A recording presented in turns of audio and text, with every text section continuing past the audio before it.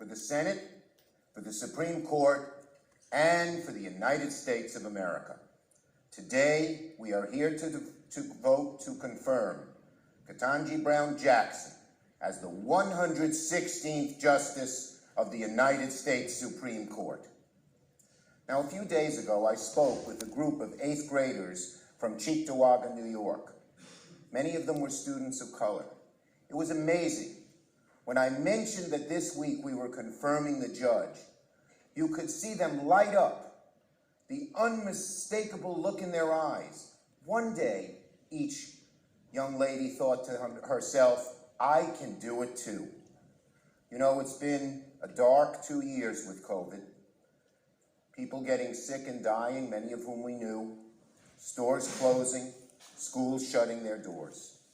But even in the darkest times, there are bright lights. Today is one of the brightest lights, and let us hope it's a metaphor, an indication of many more bright lights to come. As I've said over and over again, there are 3 words that I think best fit Judge Jackson: brilliant, beloved, belongs. Judge Jackson is in every sense and by all measures a brilliant jurist. She is indeed a brilliant person.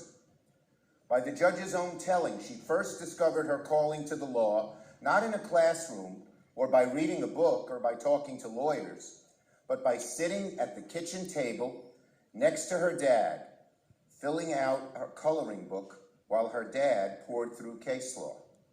Years from now, other parents and other daughters will do the same, and it will be Justice Jackson's opinions that will lay open on the table. The judge's parents, her entire family, should beam with pride that this day has come. At every step of her upbringing and career, Ketanji Brown Jackson ranked among the highest of achievers. And look, we should take a moment to note that Judge Jackson will be the first and only justice with experience as a public defender. We're proud of that, and America is proud of that. It will enhance the court's ability to preserve a basic truth in our country, that all deserve equal justice under the law, from the privileged to the impoverished. In an imperfect world, the judge conquered so many hurdles, and today stands as one of the most experienced individuals ever nominated to the Supreme Court.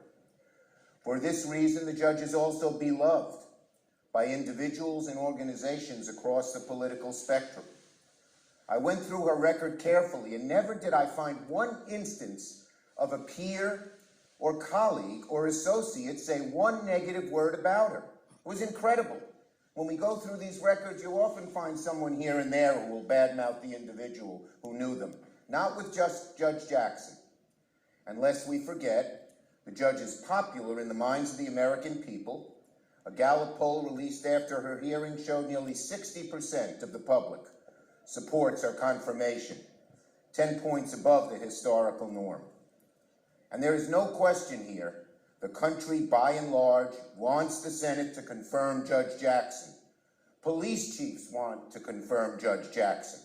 Conservative and moderate and liberal judges all want us to confirm Judge Jackson. And I thank my colleagues in this chamber who worked in good faith to make sure the Senate can finish its work today. Finally, as I've said many times, the judge belongs on the Supreme Court. By that I mean something very specific. In our nation's history, 115 individuals have been confirmed by this body to serve on the Supreme Court of the United States. Of those, 108 have been white men. Only 4 have been women. Only 2 have been African American. But Ketanji Brown Jackson will be the first African American woman ever to hold the title of justice. Think about the impact that will have on our democracy.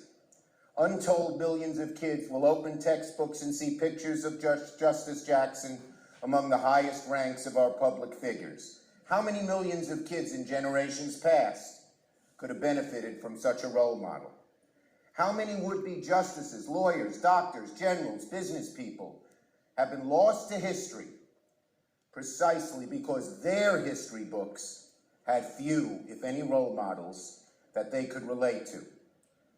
We certainly have a long way to go on the road to true justice, but by confirming Judge Jackson today, we are taking a bold step forward towards reaching the full realization of our country's promise. We will make it far more likely that girls across America will feel precisely what Judge Jackson felt herself when she was a kid. Nobody can stop me. I can do this too. I am brilliant too. I belong too. For all these reasons, increasing the diversity of the court has been one of my highest priorities and one of the highest priorities of our Senate Democratic majority, of whom I am so proud. Justice Jackson is the most important example, but we've been working on this for over a year. Of the 58 Senate-confirmed federal judges since we took the majority, 3/4 have been women. 2/3 have been people of color. And it's not just racial and gender diversity that matters. We have strived to lift up judges that bring diversity through their experience. More public defenders in our courts, more civil rights lawyers, more election lawyers. When Americans of all walks of life come before the court, they should have confidence that those who don the robes have the ability to walk in their own shoes, to see and understand their side of the story, and then apply the law properly according to the facts.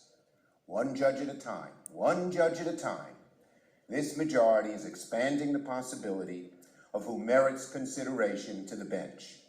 And I would be remiss if I didn't acknowledge my Republican colleagues who joined us on this occasion over the year to achieve this goal. In closing, I want to thank Chairman Durbin for beautifully executing this nomination process. It was equal parts fair, thorough, and expeditious. No easy feat in this modern Senate. I want to thank all of my Democratic colleagues on the Judiciary Committee. You were just fabulous, every one of you, for your respectful and insightful examination of the judge's record. And I want to thank my Republican colleagues who chose to take this process seriously, no matter which side you voted on.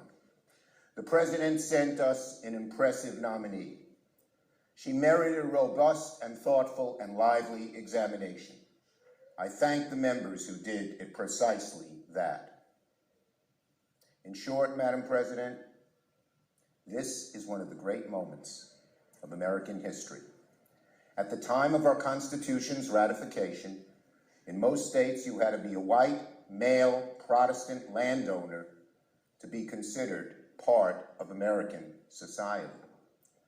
So from the get-go, generations of Americans have sought to establish the United States as a full democracy. We fought a bloody civil war to end slavery. Women organized and reached for the ballot. The civil rights movement brought an end to the vicious segregation of the mid-20th century. And today, we are taking a giant, bold, and important step on the well-trodden path to fulfilling our country's founding promise. This is a great moment for Judge Jackson, but it is even a greater moment for America as we rise to a more perfect union. I thank my colleagues for their work, and I yield the floor.